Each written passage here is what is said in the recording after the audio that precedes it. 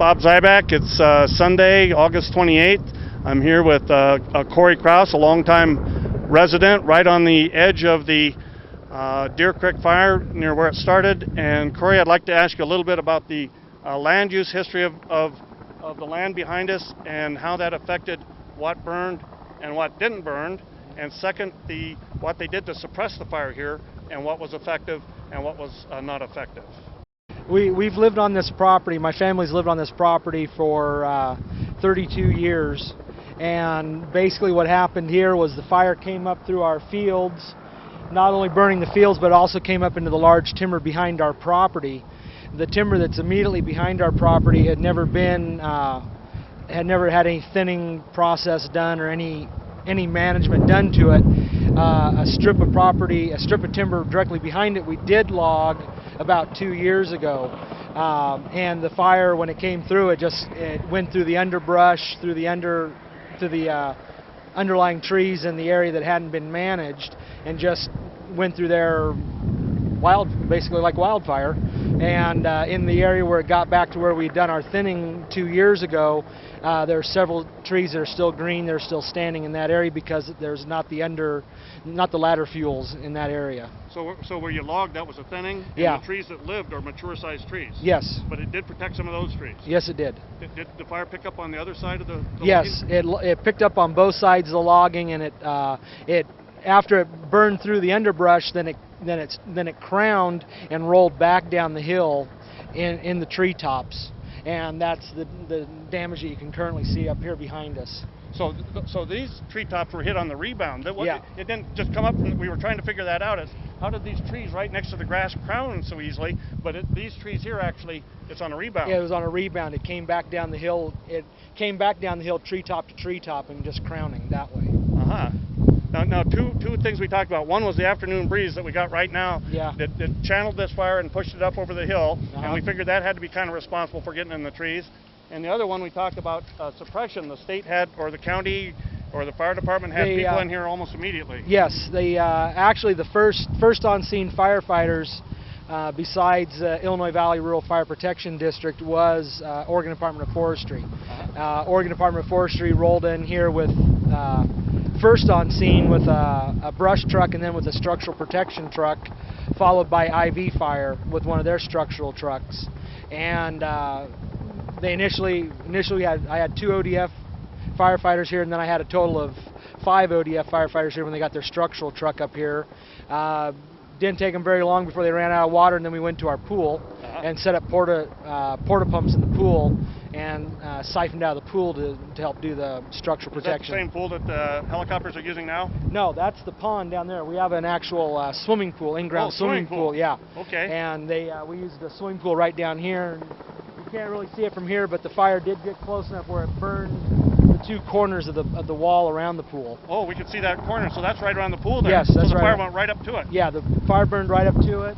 The deck on the front of the house, we ended up with ember burns in the deck, in the wood deck, where the embers were landing. I've got some burns in the back of my truck from where the hot embers landed in the plastic. ODF had to spray some water on my patrol vehicle because it was getting a little warm. When I got the call for the fire, I was actually in Grants Pass testifying in court, and I was pulled out of court to come to the fire. And I was actually the only person up here for about 10 or 15 minutes before ODF got here. So were they pretty much responsible for saving your house and equipment? Yes, they were. Oh, okay. Well, I did my part that I could with what I had, garden hoses and that, but it didn't really help until they got here with the larger hoses and the porta pumps and that. And one recommendation to homeowners would be to get a swimming pool. Yeah, swimming pool, or have some immediate water source, and it definitely, if you're living in an urban growth, or not necessarily an urban growth, but in a rural urban interface area, you need to have some kind of fire protection for yourself. Uh-huh. Are you going to do anything different now in the management of these trees or grasses around here? Yes, we're gonna go ahead and we're going to be doing a thinning we're going to do a thinning job through this back property, going from this tree line here back to where we've already done our thinning. We're going to go through and we're going to take out whatever trees need to be taken out.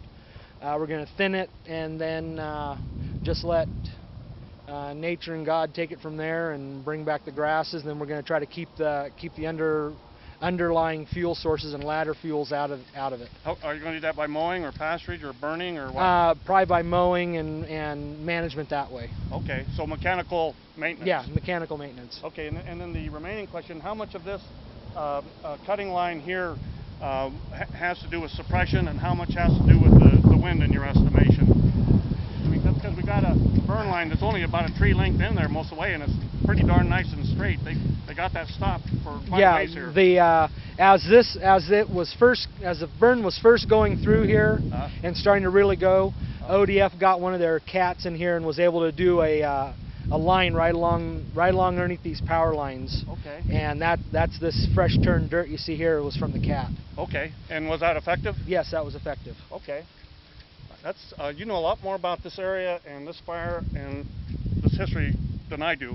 Have I missed a point on this here that you can think of?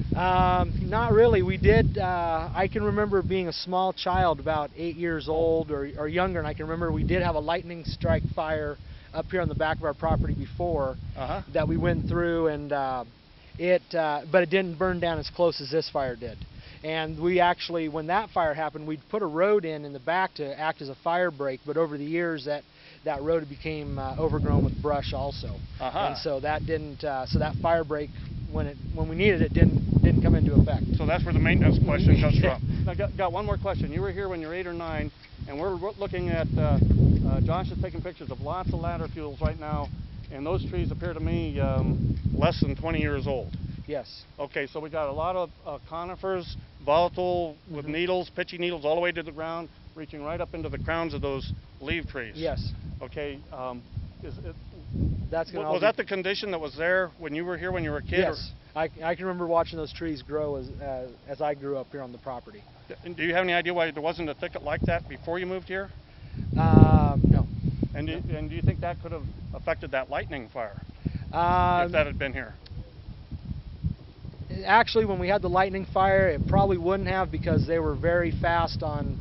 My dad owned a cat at that time, and my dad was the one that actually put that fire line in the first. We had that lightning strike fire, so that I don't think that would have had any bearing unless we hadn't got that fire break in there during that fire. Okay. Well, Josh, can you think anything? Josh. Yeah, I hear you. I'm curious, and you'd have to repeat the question because you have the mic, but I'm curious about just what, you're pulled out of court. You had to come down here. Oh, is the reaction? Yeah. Oh, let's put the human in here. From when you got told in court you got to leave to come in here. I mean, Cory, what was your reaction when you drive up and you see everything on fire here and ODF people running a cat down your power line? Well, what was your reaction? It initially was, well, I got to get up there and do what I can to protect everything. Yeah. I've been a volunteer firefighter for off and on for about 5 years total, and I've been involved in emergency services for quite a while, so the adrenaline rush and the scare of this stuff doesn't quite affect me as it affects some people. So, I knew there was a job that had to be done, and I got up here and started doing what I could do with my limited resources until I was able to get the professionals up here, and then I helped out with them as much as I could before they said the house was safe. And when they did that, then I went ahead and left here and went over and assisted with the evacuation notices on Crooks Creek. So you've been there, done that, and now you can go down and buy the T-shirt. Yep. Yep. The other question, now we got this wind coming up, we got these copters here, they're keeping busy. What's this going to do to the fire out there now? Can we still have a blow up? I don't know if we could. I'm not too worried about anything on my property blowing up because I'm black all the way around now. But I'm sure there's some. There's a good chance there's some smoldering embers out there that could definitely light back up from this activity. So we'll just have to wait and see what happens. Well, thank you very much. Sure appreciate your time. Yep.